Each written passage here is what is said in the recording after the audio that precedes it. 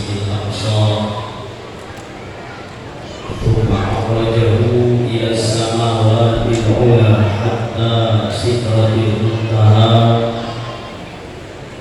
Wassalatu wassalamu ala sayyidina wa maulana Muhammadin wa ala alihi wa sahbihi wa man tabi'a hudahu min yaumina hadza ila yaumil jazaa.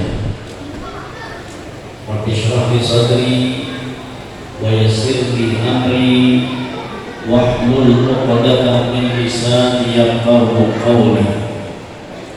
Allahumma salli wa sallim ala sayyidina wa maulana Muhammadin wa alihi nur al-mudhib lin nisyan bi nurihi fi kulli lamhatin wa nafasin adada ma wasi'ahu ilmullah. Bersyukur kita kehadirat Allah Subhanahu wa ta'ala dengan berkat taufik dan hidayahnya sehingga kita bisa berkumpul, bermajlis, bersilaturahmi serta beriktikaf di dalam masjid ini. Mari sama-sama kita perbaharui niat iktikaf kita. Nawaitu an a'takifa fi hadzal masjid sunnatan lillahi ta'ala. Saya niat iktikaf di dalam masjid ini sunnah karena Allah Ta'ala. Yang sama-sama kita muliakan para alim ulama, guru-guru agama, tokoh masyarakat, tokoh pemuda, tokoh adat maupun tokoh-tokoh yang lainnya. Yang sama-sama kita hormati Bapak Abdul Jalil Sulaiman CEO Arya Pamuka. Yang sama-sama kita hormati Metro Jaya Estate Manajer Berbunga. Yang sama-sama kita hormati Chandra Utama Polci. Yang sama-sama kita hormati Gani Siswuyu Cia. Yang sama-sama kita hormati Suhardi Manajer HRM. Yang sama-sama kita hormati Rohani Manajer BBF. Yang sama-sama kita hormati Budi Cahyono Manajer Akunti. Yang sama-sama kita hormati Mulia Dharma Manajer Reset PNP. Yang sama-sama kita hormati Zulkarnain Manajer Processing. Yang sama-sama kita hormati Agus Rumuku Manajer BKA Bakau. Yang sama-sama kita hormati Bapak Kepala Desa Manulung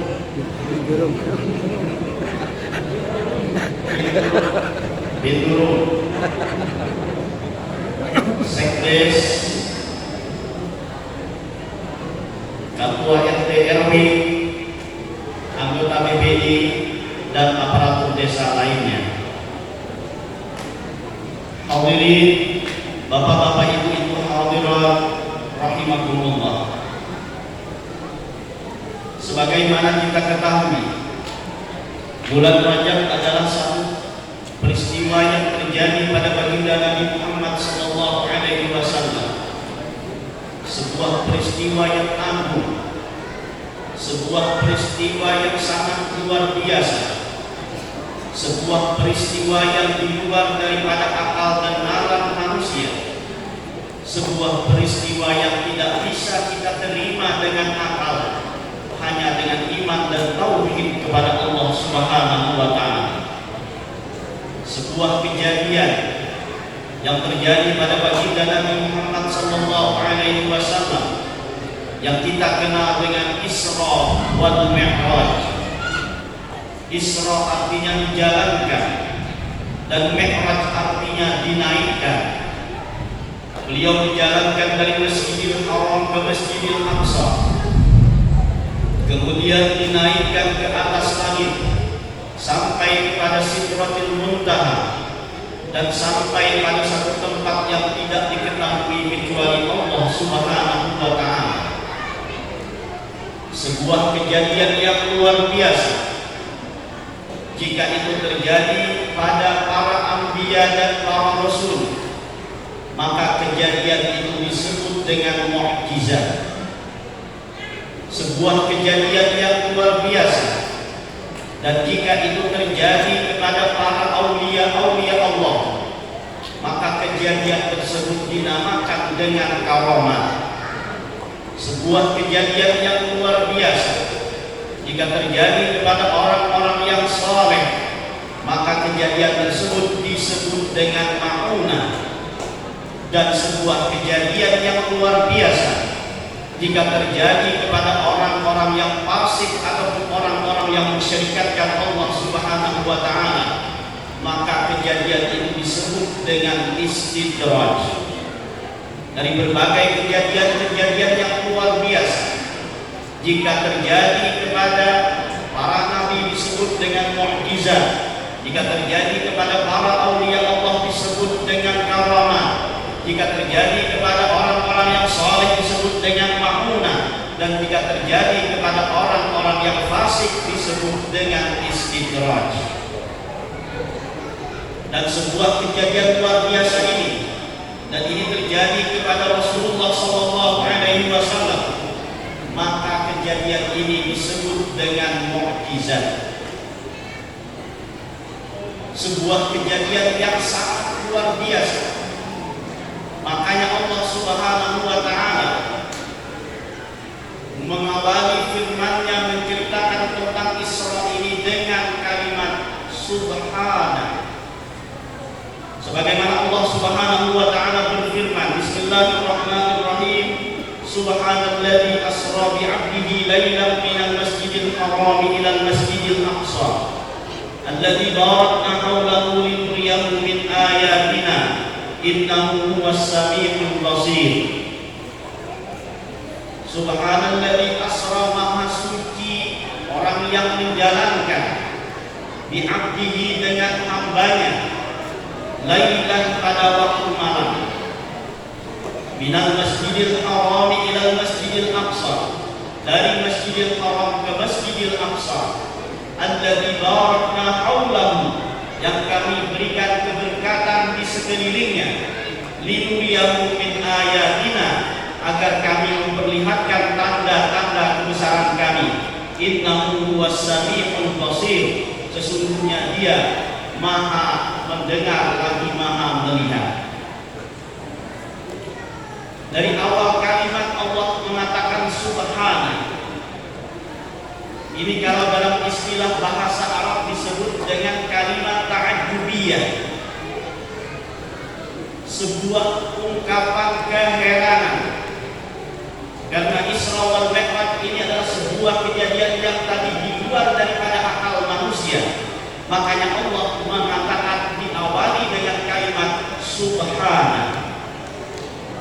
Ini sebuah pelajaran bagi kita, bahwa apabila kita melihat atau kita mendengar sesuatu yang di luar daripada akal kita, maka hendaknya kita sebagai orang muslim untuk mengucapkan kalimat subhanallah, maha suci Allah. Jadi bila kita mendengar atau melihat sesuatu yang di luar akal, sesuatu yang ajaib, maka hendaknya kita mengucapkan dengan kalimat subhanallah. Kalimat ta'ajjub atau ungkapan keheranan ini, lain tempat, lain daerah, lain ungkapan keheranannya. Jadi lain tempat, lain daerah, lain negara, lain ungkapan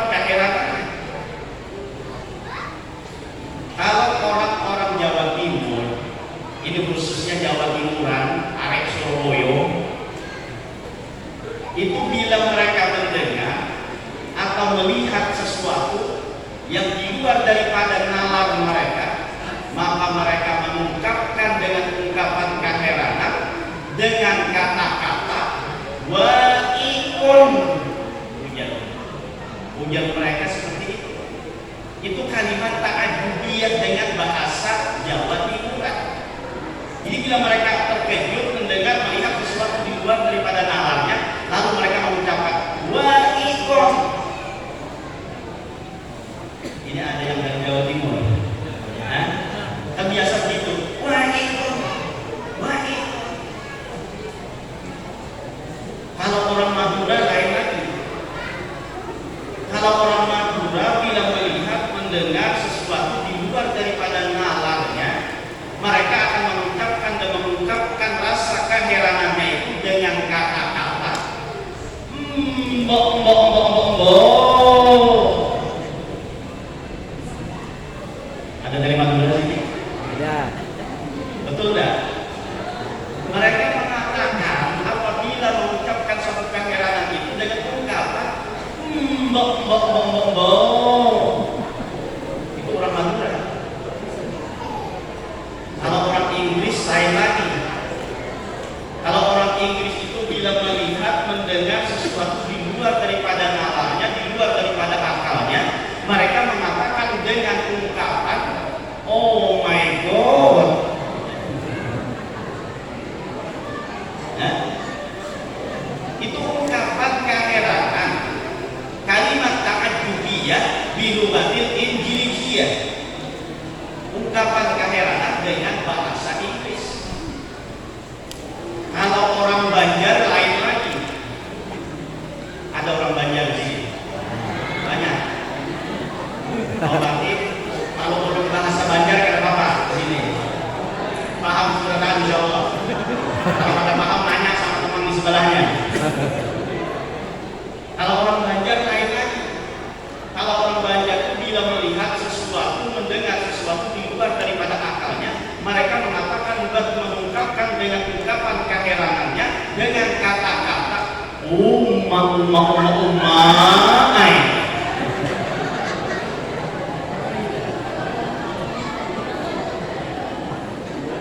Itu kalimat ta'ajubiyah di lughatil banjariyah. Ini adalah kalimat dan ungkapan keheranan dengan bahasa Banjar. Jadi apapun suku kita, apapun negara kita, apapun jenis kulit kita, apapun status sosial kita, ketika kita melihat dan mendengar sesuatu di luar daripada akal kita, maka hendaklah kita mengucapkannya dengan kalimat subhanallah. Imbahnya itu barang jalan, ya kan? Subhanallah wa ikun. Apa lagi? Atau misalnya subhanallah umai.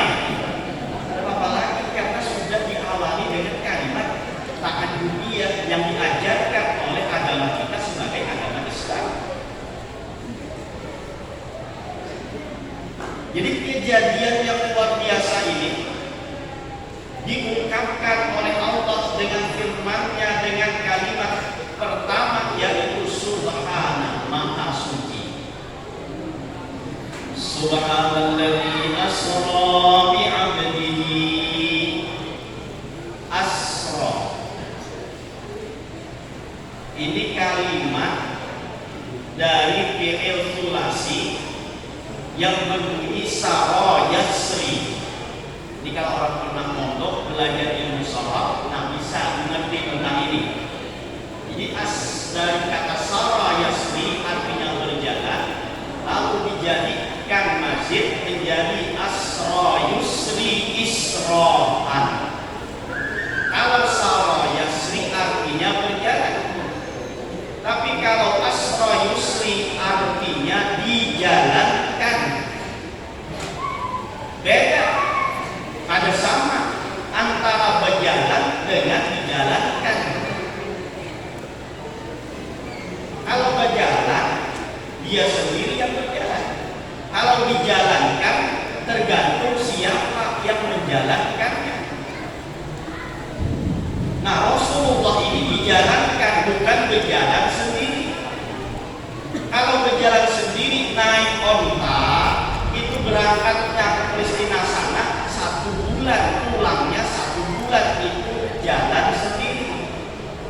Tapi ini Allah yang menjalankan dengan kekuasaannya, sehingga beliau tidak sampai 1 malam sudah kembali ke kota Makkah, karena Allah yang menjalankan dengan kendaraan yang langsung diimpor dari made in surga, bukan made in Japan, bukan made in Cina, bukan, tapi ini made in Allah Subhanahu wa Ta'ala yang datang dari surga langsung.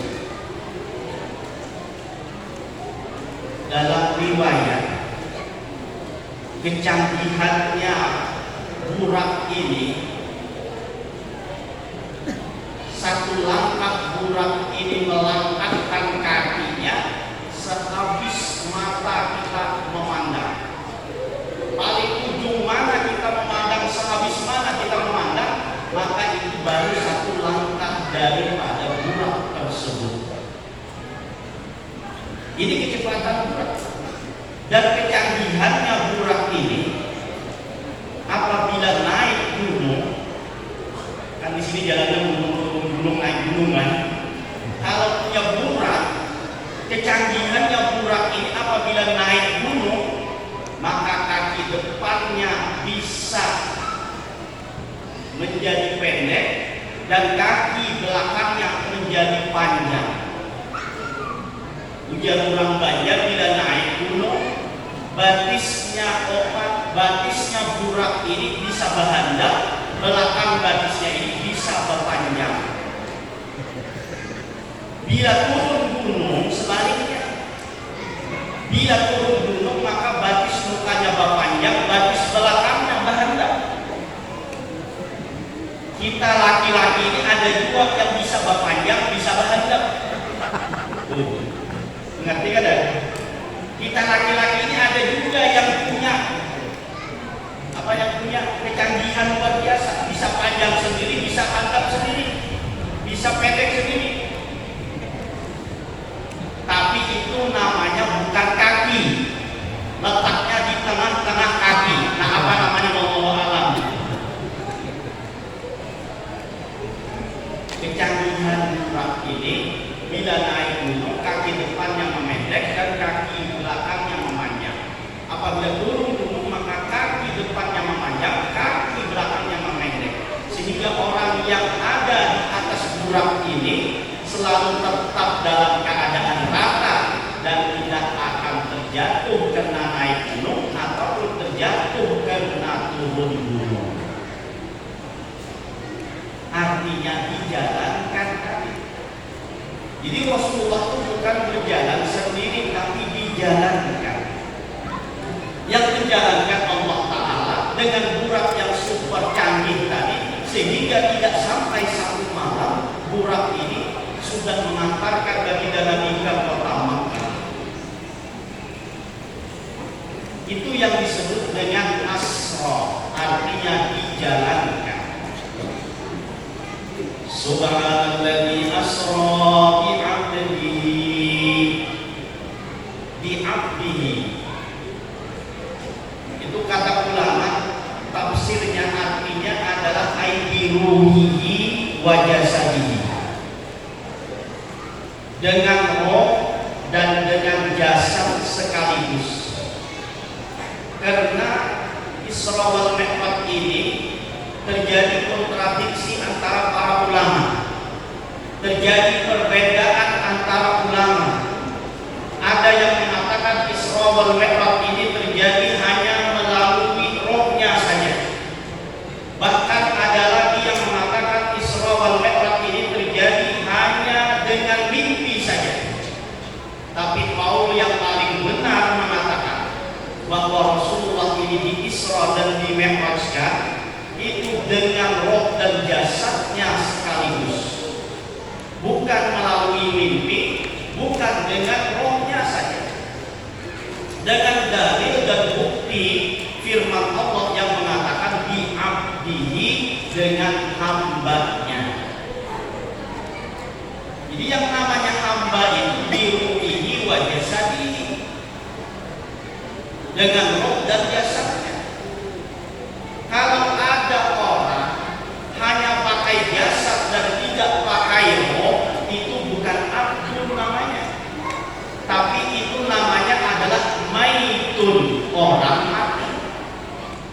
Bila bajasad dan kada roh, itu lain abdul, itu namanya maitun, orang mati. Sebaliknya bila baru aja tapi kada pakai jasad, itu juga bukan abdul, tapi namanya hantun. Namanya hantu. Baru tapi kada jasad itu hantu. Nah, jadi yang namanya abdul ini mencakup antara roh dan jasad sekaligus. Jadi Rasulullah ini di Isra dan di Mi'rajkan itu melalui roh dan jasad sekaligus. Bukti lain yang mendukung pendapat ini adalah ketika beliau pulang dari kota Makkah, dari Isra wal Mi'raj dan sampai di kota Makkah, pagi harinya beliau bertemu dengan Abu Jahal. Abu Jahal pun melihat Rasulullah dalam keadaan termenung, memikirkan bagaimana cara menyampaikan cerita Isra wal Mi'raj ini kepada umatnya. Saat ditanya oleh Abu Jahal, wahai Muhammad, apa yang membuat engkau termenung? Dijawab oleh Rasulullah bahwa tadi malam aku dijalankan oleh Allah dari masjid ini ke Masjid Aqsa dan naik ke atas langit dan kembali pada saat subuh tersebut. Lalu Abu Jahal mengatakan, wahai Muhammad, maukah kalau aku panggil orang-orang Quraisy dan mereka mendengarkan cerita engkau ini? Tujuan Abu Jahal tidak lain, pasti nanti orang-orang Quraisy tidak akan percaya dengan apa yang diceritakan oleh baginda Nabi Muhammad Sallallahu Alaihi Wasallam. Lalu Rasul pun mengizinkan kepada Abu Jahal untuk mengumpulkan orang-orang Quraisy. Di saat dikumpulkan tersebut, Rasulullah pun menceritakan tentang Isra wal Mi'raj. Banyak orang-orang Quraisy yang tidak percaya dengan Isra wal Mi'raj ini. Bahkan ada yang sebagian sudah masuk Islam, keluar dari agama Islam karena mendengar cerita Isra wal Mi'raj ini. Tapi lain halnya dengan Sayyidina Abu Bakar. Ketika disampaikan kepada beliau tentang Isra wal Mi'raj, beliau mengatakan lebih daripada ini. Jika yang mengatakan itu adalah Rasulullah, maka aku percaya kepada beliau. Dari sejak saat itulah Abu Bakar ini digelar dengan As-Siddiq karena membenarkan dan mempercayai cerita Isra wal Mi'raj. Ini bukti lain yang jadi kalau kita berandai-andai, seandainya Isra wal Mi'raj itu terjadi melalui mimpi, pertanyaannya, kalau melalui mimpi ada tidak orang yang mendustakannya? Seandainya Isra wal Mi'raj itu terjadi hanya melalui mimpi, orang percaya apa tidak? Percaya apa tidak? Pasti percaya. Ada orang yang mendustakan mimpi? Tidak ada, pasti di luar akal bagaimanapun. Kalau itu ceritanya dalam mimpi, maka semua orang pasti percaya. Kita buktikan. Sebagai contoh, orang ini saking miskinnya, di mana ada warung, di situ ada hutang. Saking miskinnya, di mana ada warung, di situ ada hutang. Lalu pagi-pagi nongkrong di warung, minum kopi, makan kue, makan wadai, lalu bercerita dan berkisah. Ujarnya, tadi malam aku bermimpi jadi orang sugih, jadi orang kaya. Siapa yang mendustakan? Siapa yang tidak percaya? Pasti percaya. Kenapa? Karena mimpi. Tadi malam katanya aku bermimpi jadi orang kaya, punya rumah 10 buah, punya mobil 100 buah, punya lahan sawit 1000 hektar. Ayo, siapa yang mendustakan kalau ceritanya di dalam mimpi? Tapi kalau dia mengatakan secara fakta seperti ini, maka ujar tukang warung dusta. Untuk dimakan dibangunkan, ya kan? Kue yang dimakan itu aja baru bayar, masa kamu cerita tentang kekayaan kamu? Mana ada ini hutang kemarin belum dibayar? Itu kalau ceritanya secara fakta. Tapi kalau cerita dalam mimpi, dia di luar akal bagaimanapun, semua orang pasti percaya.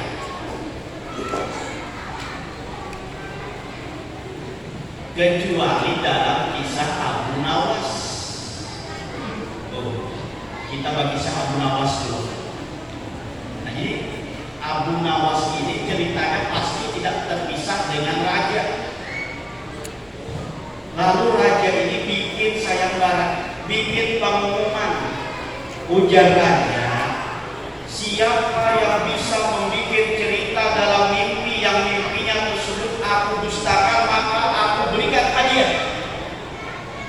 Nah, ujar raja, siapa yang bisa membuat kisah dalam mimpi, yang mimpinya aku dustakan, aku beri hadiah. Maju satu orang. Raja, ujar raja apa? Tadi malam raja saya bermimpi. Mimpi apa kamu ujar raja? Tadi malam raja saya bermimpi menjadi raja seperti raja sekian tadi. Saya juga jadi raja. Ujar raja, percaya aja karena itu mimpi. Mundur yang satu ini, maju lagi yang satu. Raja, saya pun tadi malam juga bermimpi raja. Mimpi apa kamu kata raja? Tadi malam raja saya bermimpi jadi raja lebih hebat daripada raja sekian ini. Ujar raja, percaya aja mimpi.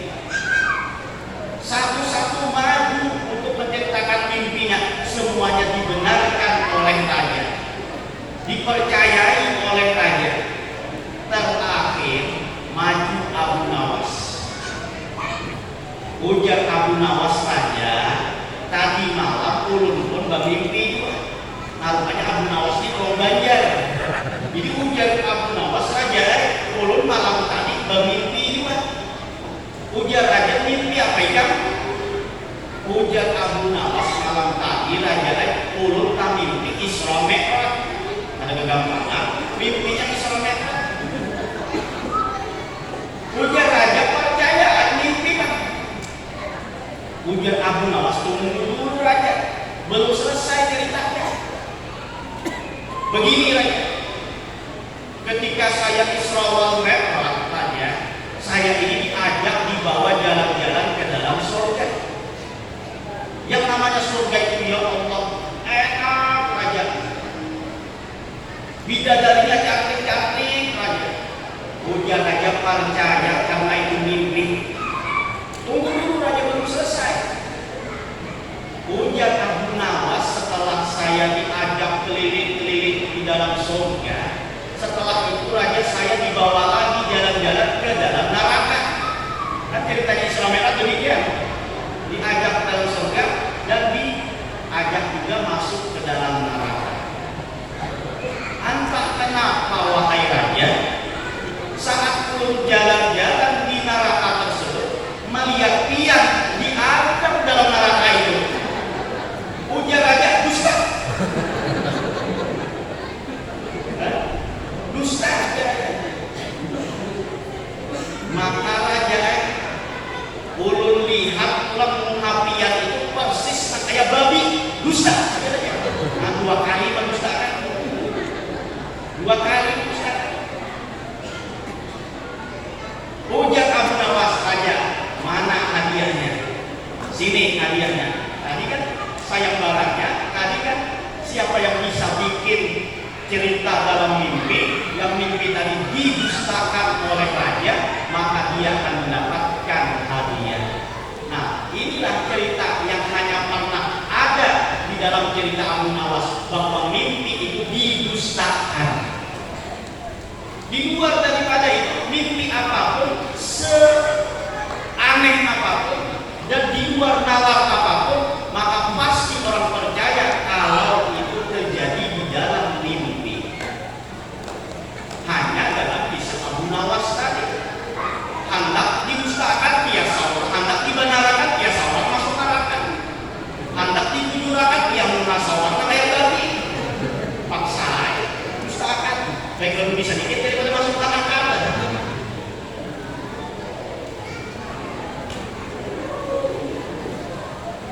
Jadi Allah Subhanahu wa Ta'ala mengisrahkan dan memerintahkan Nabi kita Muhammad Sallallahu Alaihi Wasallam ini dengan roh dan jasad sekaligus, dengan bukti firman Allah bi abdihi ay bi ruhihi wa jasadihi, dengan roh dan jasad sekaligus.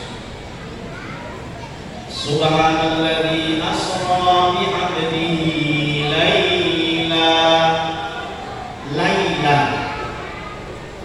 itu artinya waktu malam. Kalau waktu siang, bahasa Arabnya nahar. Kalau kita belajar dalam pesantren yang namanya ilmu nahwu, kalimat itu ada dua. Ini maaf yang gak pernah belajar pesantren nggak tahu ini. Jadi yang pernah belajar di pondok tahu tentang ini, bahwa kalimat di dalam bahasa Arab itu ada dua. Ada satu namanya nakirah, ada yang satunya namanya makrifah. Kalau nakirah itu tidak pakai alif lam. Nah, naharon tidak pakai alif lam, berarti kalimat ini adalah kalimat nakirah. Kalau al-lailu, nah berarti pakai alif lam, maka maknanya ada, maka artinya adalah makrifat, dan itu sudah diketahui.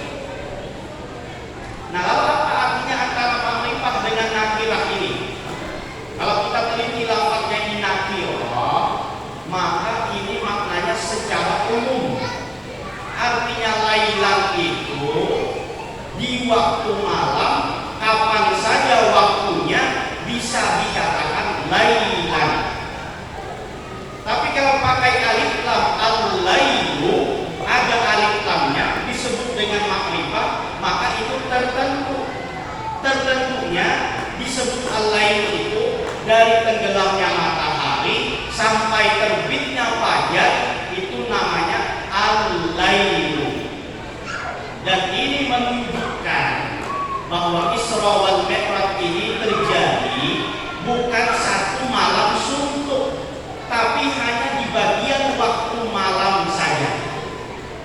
Jadi dengan kata-kata lailan ini menunjukkan bahwa Isra wal Mi'raj ini terjadi bukan satu malam suntuk, tapi hanya terjadi di bagian daripada waktu malam. Itu faedahnya dalam belajar ilmu nahwu. Sehingga dalam satu kalimat itu aja bisa bermakna yang berbeda. Jadi kalau nakirah itu umum, di waktu apa saja bisa dikatakan dengan lailan. Sehabis bisa jam 8 itu bisa dikatakan lailan. Jam 10 bisa dikatakan lailan. Jam 12 bisa dikatakan lailan. Pokoknya tidak tertentu pada malam itu, kapan saja waktunya bisa dikatakan lailan. Tapi kalau sudah dikatakan al-lailu, nah maka ini waktunya terkhusus dari tenggelamnya matahari sampai terbitnya fajar. Jadi Isra wal Mi'raj ini terjadi dalam sekejap di waktu malam saja, tidak satu malam suntuk. Nah, makanya kata ulama, apa hikmahnya? Kita ambil hikmah bahwa malam ini memiliki keutamaan dan kemuliaan yang tidak dimiliki waktu siang. Jadi waktu malam ini memiliki waktu yang dibandingkan dengan waktu siang. Banyak kejadian-kejadian yang luar biasa, dan itu terjadi pada waktu malam, tidak terjadi pada waktu siang. Coba kita buktikan. Isra wal Mi'raj terjadi pada waktu, ada jawaban, ada hubungan. Kuringannya apa? Isra wal Mi'raj terjadi pada waktu malam. Lailatul Qadar terjadi pada waktu malam.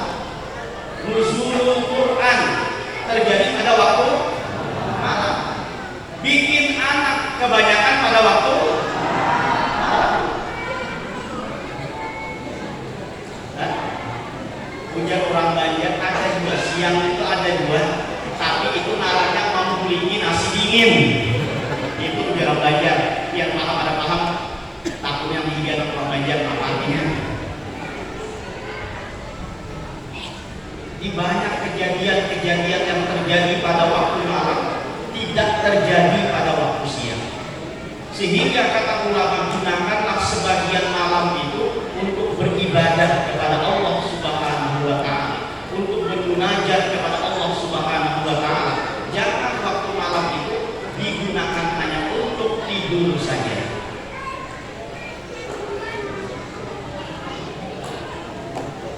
Gunakan sebagian malamnya untuk beribadah. Sholat tahajud walaupun hanya 2 rakaat. Kalau kita tidak bisa 1000 rakaat seperti mana Imam Ali Zainal Abidin, atau kita tidak bisa 300 rakaat seperti mana Rabi'atul Adawiyah, setidak-tidaknya kita bangun 2 rakaat sholat tahajud, walaupun tidak sama seperti mereka, tapi kita sudah menyerupai dengan mereka. Faman tasyabbaha biqaumin fahuwa minhum. Siapa yang menyerupai satu kaum, maka akan digolongkan dalam kaum tersebut. Ada kawas 1000 rakaat, ada kawas 300 rakaat, ada kawas 100 rakaat, paling kada 2 rakaat barang malam itu untuk digunakan beribadah kepada Allah Subhanahu wa Ta'ala. Apalagi di 1/3 terakhir daripada malam. Itu Allah Subhanahu wa Ta'ala mengumumkan, Allah Ta'ala menawarkan kepada hamba-hambanya, adakah yang mau bertobat, aku terima taubatnya. Adakah yang meminta hajat, aku berikan hajatnya. Adakah yang meminta rezeki, aku berikan rezekinya. Itu setiap akhir malam, dan setiap malam Allah menawarkan hal tersebut. Pak, Bu, kalau orang sudah menawarkan sesuatu, kita tidak mau, jangan salahkan orang lain lagi, salahkan diri kita sendiri. Allah sudah menawarkan, adakah yang mau bertobat, diterima taubatnya. Adakah yang meminta hajat, berikan hajatnya. Adakah yang meminta rezeki, berikan rezekinya. Itu setiap malam Allah tawarkan kepada kita. Bisa andainya ada orang kaya, ada orang sugih, pengumuman orang sugih ini lalu mengatakan, siapa yang mau minta bantuan datang ke rumahku, siapa yang hendak pinjam uang silakan datang ke rumahku. Mungkin 10 menit habis pengumuman tadi, maka di depan pintunya sudah banyak yang ngantri. Tapi kenapa kita tidak mau mengantri di pintu Allah Subhanahu wa Ta'ala, di pintu rahmatnya yang tidak pernah tertutup sekalipun? Hendaknya kita minta, mengharap kepada Allah Subhanahu wa Ta'ala, apalagi di akhir malam tersebut. Istilahnya, hendaknya kita bangun itu lebih awal sebelum masuk waktu subuh kalau bisa. Sembahyang atau sholat 2 rakaat, sholat tahajud, meminta kepada Allah apa yang diminta, maka Allah akan mengabulkan permintaan tersebut.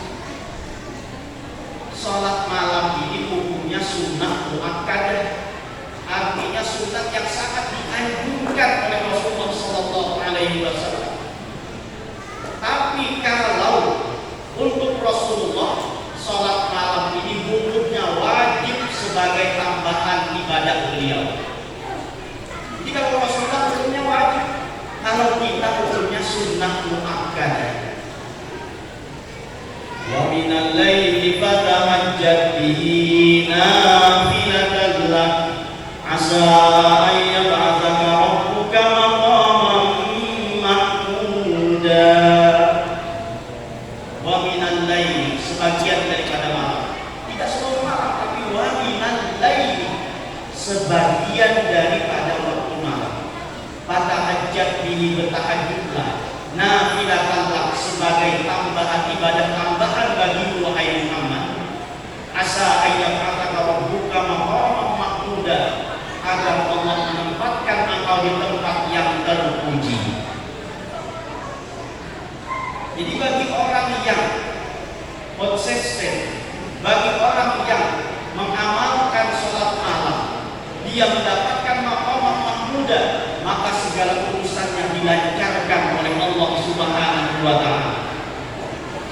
Seorang penuntut ilmu, dia bangun malam melaksanakan sholat tahajud dan dia konsisten dengan itu, mendapatkan maqaman mahmuda, maka ilmunya akan barokah.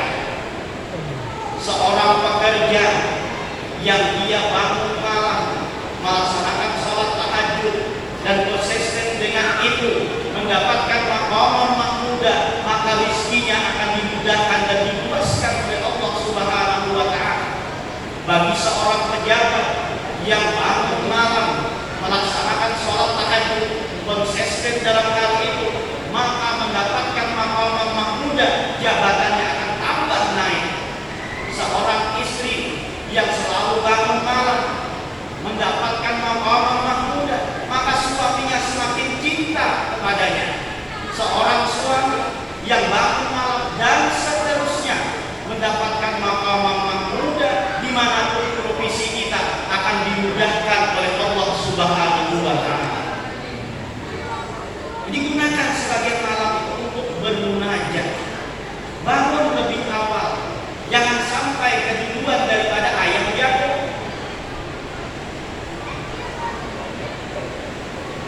Luqmanul Hakim pernah memberikan nasihat kepada anaknya. Ya bunayya, la takunanna dinu akyasa minka, yunadi bil ashar wa anta na'im. Wahai anakku, jangan sampai ayam jago itu lebih pintar daripada dirimu. Kenapa dia lebih pintar? Di saat waktu sahur, di saat subuh, dia sudah berkokok, sedangkan engkau masih tidur. Maka itu kata Luqmanul Hakim adalah lebih pintar ayam jago daripada orang tersebut. Jadi ayam jago pagi-pagi dia sudah berkokok. Nah sedangkan kalau kita masih guring, masih tidur, berarti lebih jago, lebih baik, lebih pintar ayam jago daripada kita yang tidur tersebut.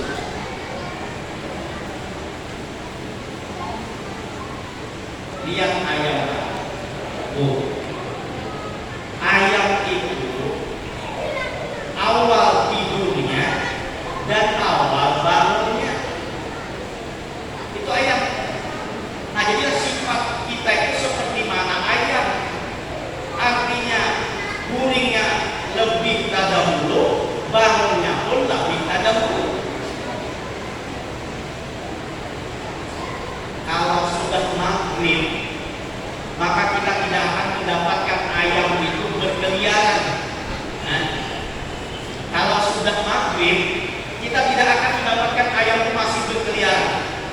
Di mana dia tidur, di situ dia kumpul, di situ dia tidur lagi, di situ dia kembali lagi. Jangan sifat itu seperti mana kucing. Nah, apa kucing? Kucing itu kerjaannya begadang malam.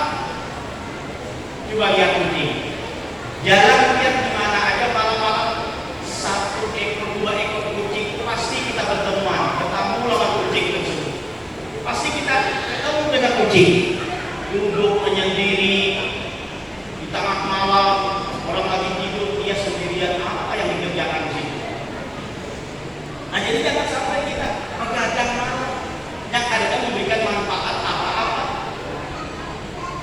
Ini kadang 4-5 orang terkumpul di bawah tiang listrik, ngangkat buyang, ngangkat kartu, main apa namanya ini? Main gaplek, adom, 55 guplaan. Nah, guplah itu dari kata bahasa Arab waflah, artinya lalai. Jadi bila orang main dom ini, main gaplek ini, pasti tidak akan ingat kepada Allah Subhanahu wa Ta'ala. Namanya juga guplah, guplah. Nanti kalau ada yang kalah, jepitan, jemuran ditaruh di muka. Nah, seperti itu. Jangan dijepit di muka. Coba kalau kita mau membuktikan jepitan ini taruh di telinga kucing, pasti kucing buka, lari, karena mau dijepit. Ini ada manusia dengan kesadaran sendiri mau menjepitkan jamuran tersebut. Ini pintar atau bodoh? Kalau terlalu kasar kata-katanya.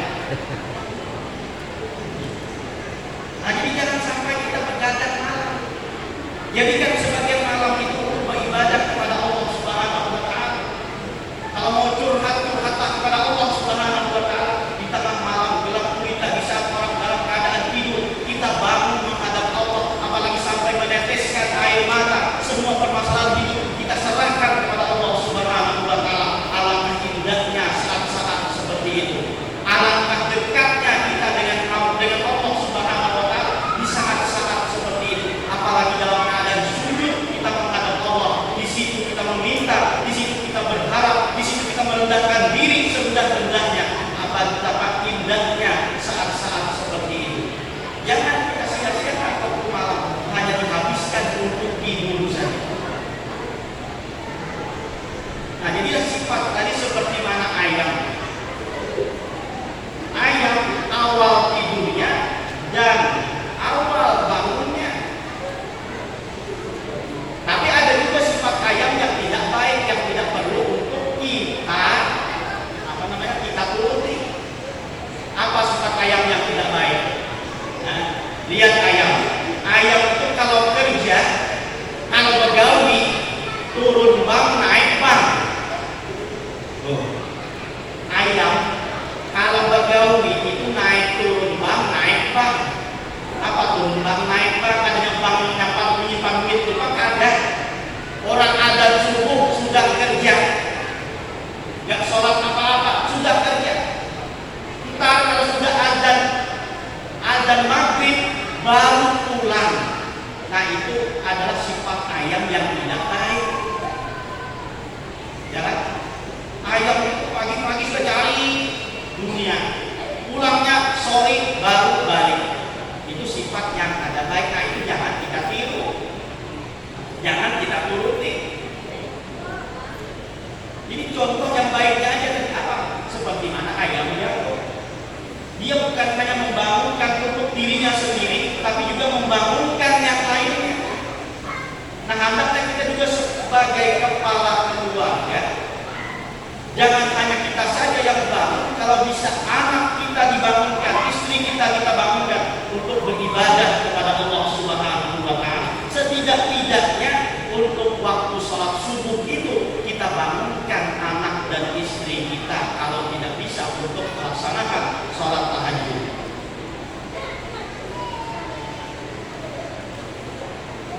Jadi ayam jangan sampai kata Luqman Hakim lebih pintar daripada kita, karena pagi-pagi dia sudah berkokok sedangkan kita masih tidur. Jangan sampai demikian. Nah, jadi tirulah sifat ayam yang baiknya tadi, jangan meniru sifat ayam yang tidak baik. Di antara sifat ayam yang tidak baik yang jangan kita tiru, lihat Pak, lihat Bu. Ayam itu kalau mau bertelur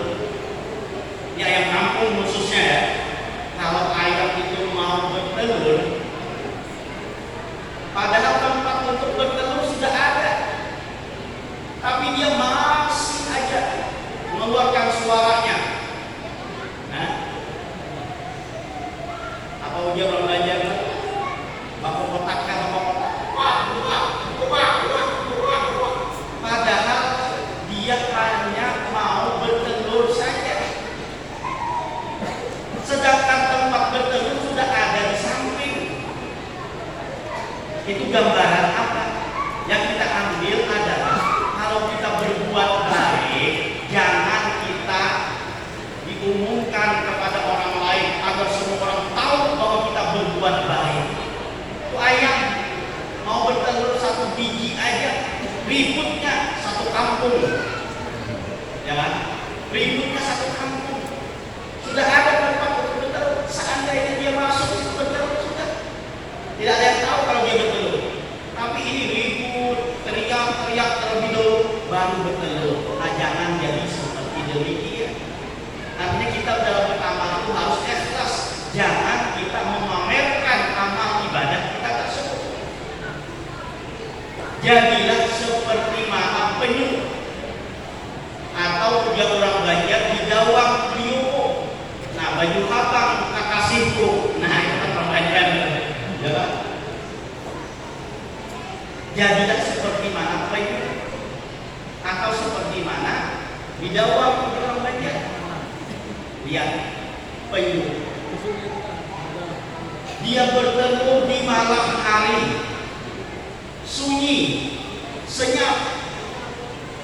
Yang dia keluarkan banyak, bukan 1 biji saja, tapi beberapa biji telur yang dia keluarkan. Tapi dia tidak berteriak-teriak, tidak mengungkapkan kepada orang lain. Dalam keadaan senyap tersebut, setelah dia bertelur, telur itu pun ditutup rapat-rapat. Hendaknya kita beramal seperti ini. Jangan kita beramal itu bilang kepada orang lain, beramal itu kita minta nilai dari orang lain, beramal itu kita ingin dilihat oleh orang lain. Jangan sampai demikian. Nah, jadi turutlah dan lihatlah sifat ayam yang baik, tapi juga di antara sifat ayam yang tidak baik, jangan sampai kita ikuti. Jadi kalau ayam itu bertelur, dia teriak-teriak terlebih dahulu baru telurkan. Itu pun hanya 1 biji telur yang dia keluarkan. Makanya telur ini kalau sudah dimasak, orang tidak akan menyebutkan ayam lagi. Nah, bila telur ini dimasak, maka orang tidak akan menyebutkan ayamnya lagi. Ada yang namanya telur rebus. Orang nggak bilang lagi telur ayam rebus, disebut telur rebus. Kalau dimasukkan ke dalam wajan, ya kan? Dikocok-kocok terlebih dahulu, langsung masukkan ke dalam wajan, maka namanya telur dadar. Orang tidak lagi menyebut telur ayam dadar. Kalau langsung dimasukkan ke dalam wajannya tanpa dikocok terlebih dahulu, maka orang menyebutnya dengan telur mata sapi. Nah, ini yang bertelur ayam yang disebut malah sapi.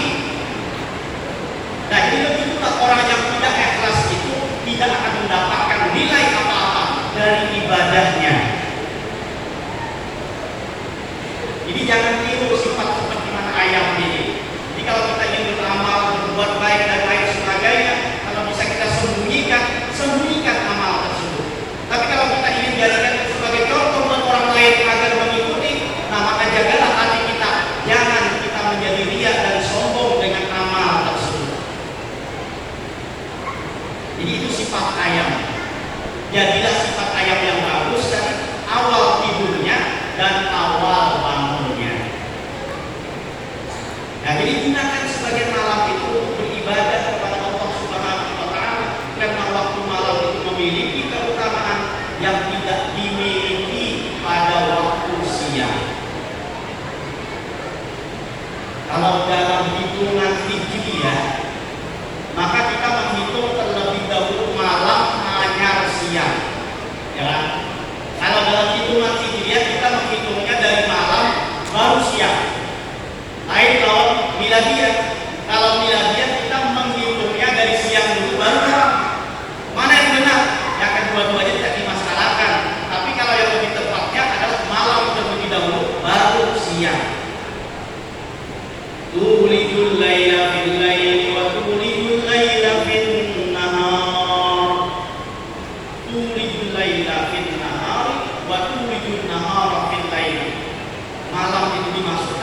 siang dan siang itu dimasukkan kepada malam. Artinya terlebih awal disebutkan malam oleh Allah daripada siang.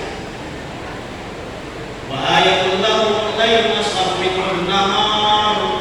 Berarti kan disebutkan terlebih dahulu malam daripada siang. Wa ja'alna al-laila libasa wa ja'alna an-nahara ma'asya.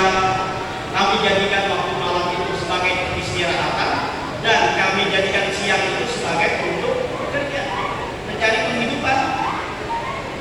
Artinya di dalam Al-Quran pun lebih banyak awal malam disebutkan oleh Allah daripada siang.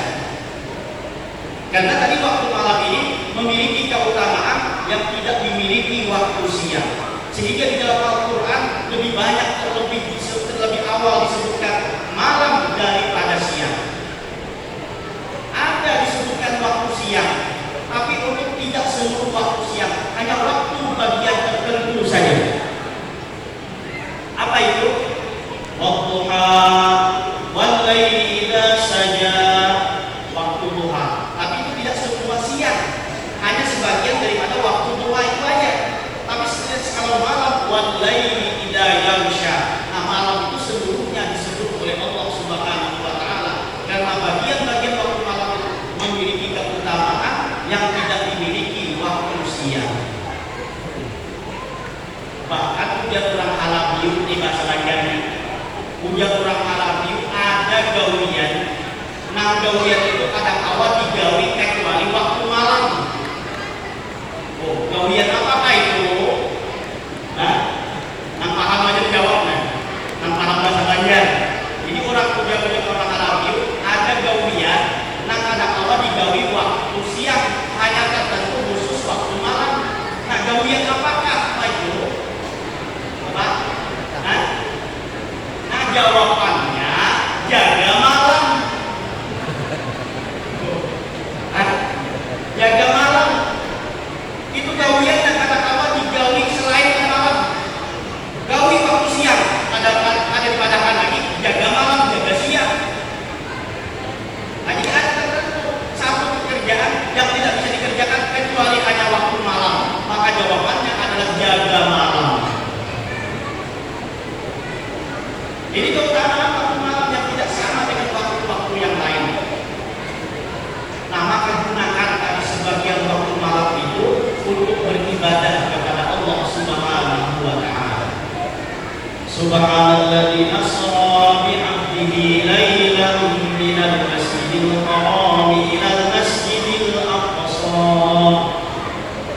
Minal masjidil haram ilal masjidil aqsa. Yang terakhir kita berbicara pada malam ini dari Masjidil Haram dan ke Masjidil Aqsa.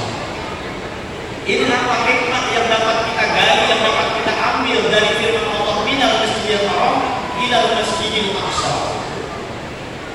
Kata ulama, jika kita mendapatkan suatu musibah, jika kita mendapatkan suatu ujian, jika kita mendapatkan suatu ketidaksenangan, jika kita mendapatkan suatu kesedihan, jika kita mendapatkan suatu kepusanan, maka bawalah masuk dan iktikaf beribadah di dalam masjid, itu akan mendapatkan ketenangan. Karena apa? Karena latar belakang terjadinya Isra wal Mi'raj ini dilatar belakangi oleh satu musibah yang beruntun yang terjadi pada baginda Nabi Muhammad sallallahu alaihi wasallam. Di tahun itu baginda Nabi Muhammad ditinggal wafat oleh istri tercintanya yang bernama Sayyidah Khadijah dan ayahnya yang bernama Abu Thalib. Sehingga Rasulullah bersedih dan Allah pun menghibur beliau, mengisra dan memi'rajkannya, menjalankannya dari masjid ke masjid. Itu hiburan bagi orang yang beriman. Jika kita ditimpa kesedihan, ditimpa musibah, ditimpa kepusanan, ditimpa kesempitan, maka masuk dan i'tikaf beribadah di dalam masjid itu akan mendapatkan ketenangan. Al-mu'min fil masjid kas-samaki fil ma'i wal munafiqu fil masjid kat-tayri fil qafasi.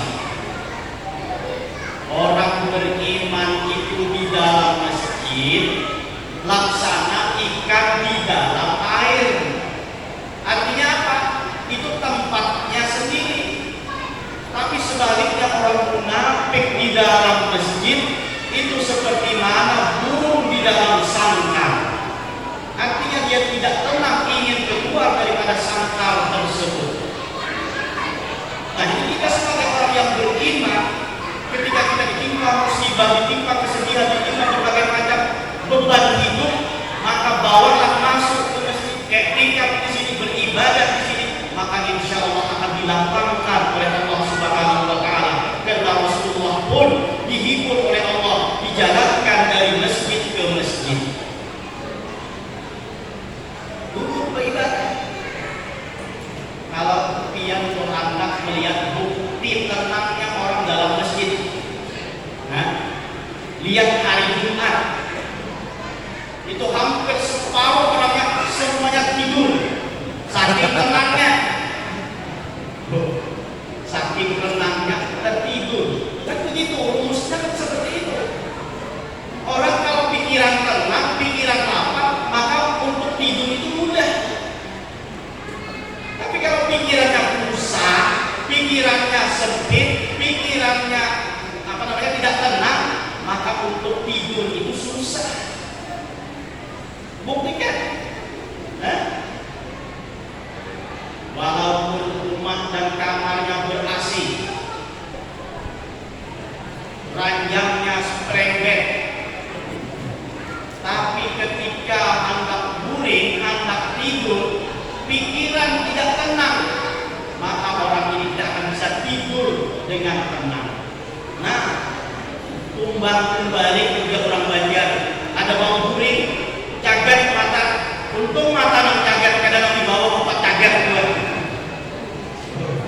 Untung matanya cagat, yang kadang di bawah 4 cagat, apa nang di bawah itu? Batis di bawah itu. Orang batisnya cagat, itu ada hidup lagi meninggal dunia. Mata cagat, batis cagat, meninggal. Jadi kalau kita ingin mendapatkan ketenangan, mendapatkan kelapangan, duduklah ketika di dalam masjid, beribadahlah kepada Allah Subhanahu Wa Taala. Insya Allah akan mendapatkan kelapangan hati. Biar banyak hutang, biar banyak hutang, bawa aja ke masjid ini, insya Allah aman. Ada tahap orang masuk ke masjid ini menagih hutang, paling kira di luar sana dijaga, mana hutang bayar. Bawalah masuk ke etika di dalam masjid, beribadahlah. Gantungkanlah hati kita ke dalam masjid.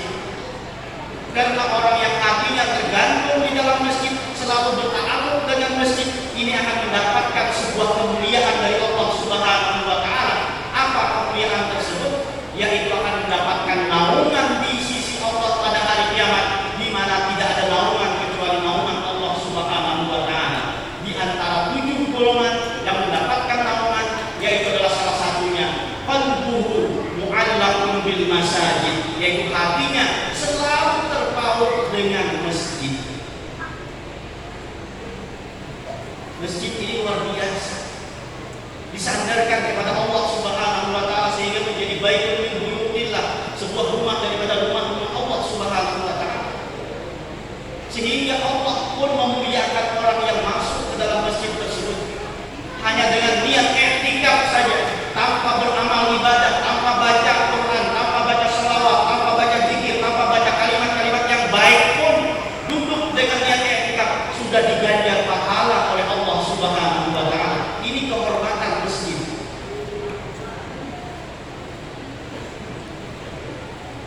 Nah, maka sering-sering masuk dan i'tikaf di dalam masjid.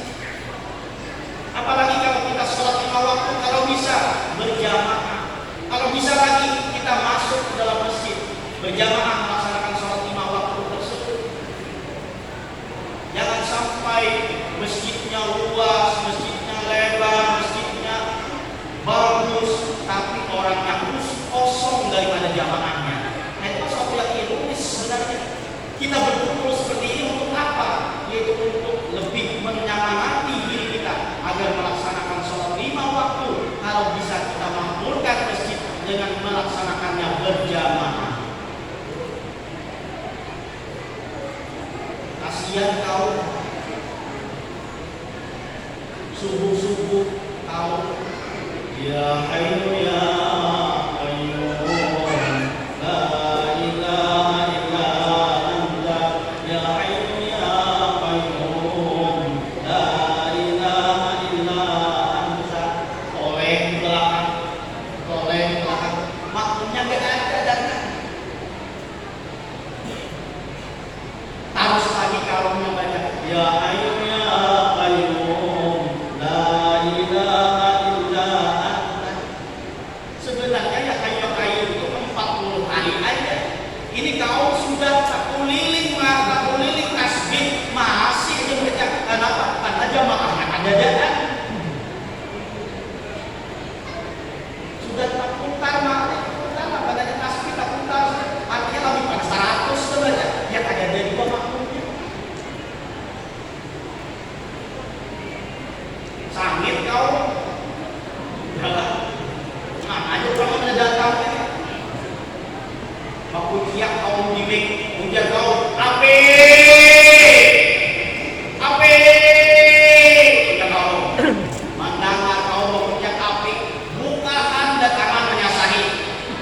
Ada siksa lawaran lagi. Ada bajuan lagi, ada tapi bersalawat lagi, baca lanjang. Mana orang apinya?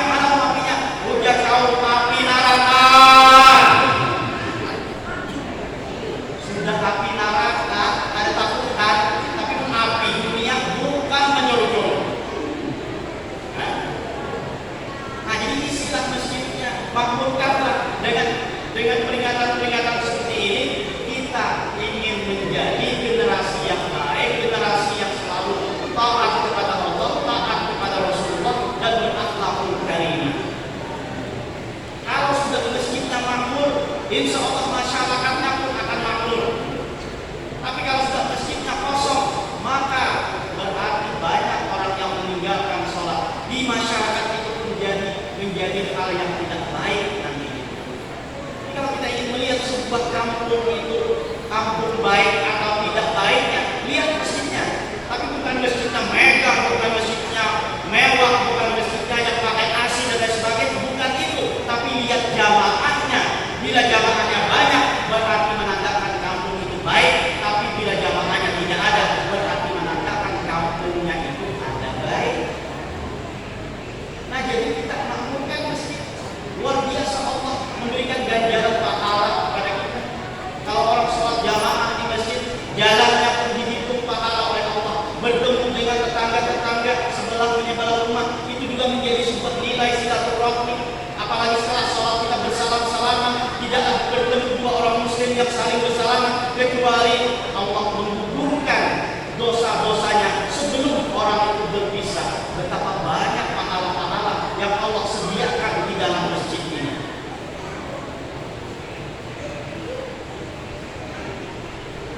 Jangankan itu, ujar tuan guru di dalam ceramahnya, bila mengeluarkan membuang sapi kita dicacak di dalam masjid, maka ganjarannya dikawinkan dengan bidadari. Lalu di antara jamaah nanya, Ustaz, Kiai, seandainya tai ayam bagaimana Kiai? Ujar kiainya, kalau tai ayam akan dikawinkan dengan bidadari yang lama mungkal. Kalau mungkalnya kan simuk, nah kan simuk. Lama mungkal kenapa? Karena tai ayam. Lalu ada lagi yang tanya, Kiai, bagaimana kalau tai sapi Kiai? Ujar kiainya, kalau tai sapi maka orang kampung itu bungul seberatan. Kenapa sampai sapi masuk ke masjid bahira pulang? Paham gak dia? Sampai sapi masuk ke masjid bahira, ada dalam bulu itu bungul sekampungan dan tuan gurunya juga memikirkan apa pulang hadiahnya, apa pahalanya. Sampai nanti kita pulangan. Nah itu aja kan, mudah-mudahan dengan berkat kita berkumpul diampunkan segala dosa kita, dosa kedua orang tua kita, dosa guru kita, dan dosa kaum muslimin wal muslimah. Mudah-mudahan kita dipanjangkan umur, disehatkan badan, dilapangkan segala urusan, dikabulkan